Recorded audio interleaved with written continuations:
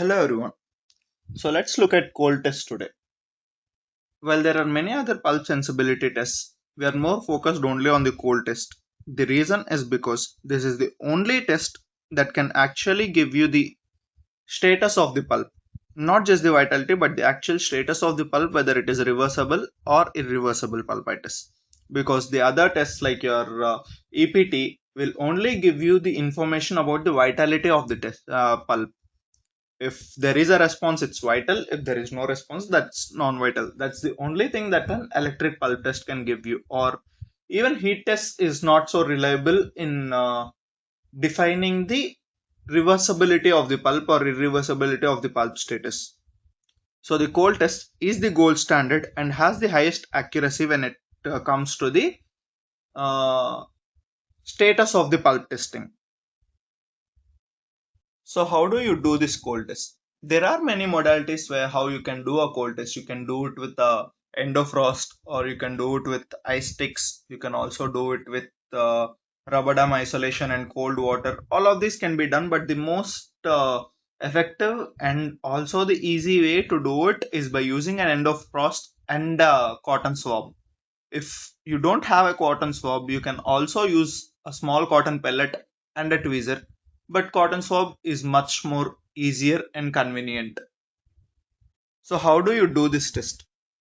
You take two teeth. One is your affected tooth and also the control tooth. You do this test on two teeth. First, you go on with the control tooth. You take a cotton swab, spray it with endofrost, and place that cotton swab onto the control tooth. And then you ask the patient to inform you when he has pain. And once the patient informs you when the patient has pain, re note the seconds or the duration at which the patient had pain, and repeat the same process even on your affected tooth. Now compare the results. Compare the test results of both the teeth. Sometimes there might be a difference in the seconds at which the patient had pain, because the tooth which is already cavitated has the demineralization, so that the tooth might respond early, or when the selected tooth for the control tooth may be different from the test tooth. For example, your test tooth is your premolar, but your control tooth is molar. Then molar has more dentin and enamel surface, which is why there can be an early response in the premolar.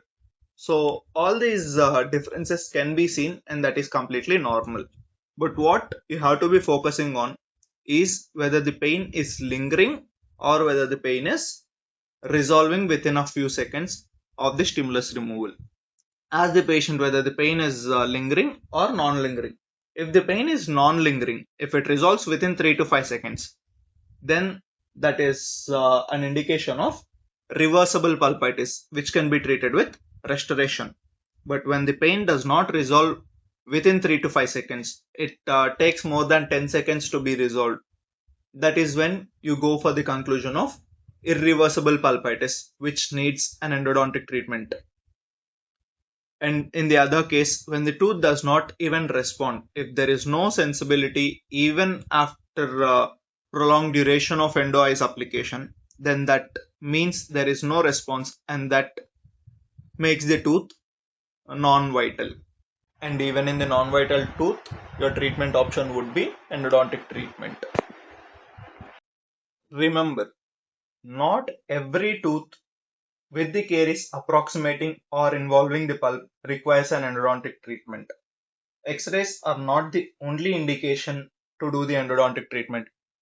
The actual endodontic treatment is required based on the vitality or the sensibility of the pulp. It's required only in case of irreversible or the necrotic pulps, not in case of reversible pulpitis. Reversible pulpitis can always be treated with a direct or indirect pulp capping and a biomimetic restoration. It does not require an endodontic treatment. Endodontic treatment is only required in case of irreversible pulpitis or necrotic pulp. Endodontic treatment may save the tooth, but it makes the tooth brittle and it kills the vitality. but the vital pulp will make the tooth stronger. So always try to save the pulp and its vitality. And of course, if your vital pulp therapy fails, you still have an option to do an endodontic treatment. But once your endodontic treatment is done, there's no way you can get back the vitality of pulp. So make sure you give tooth a second chance whenever possible.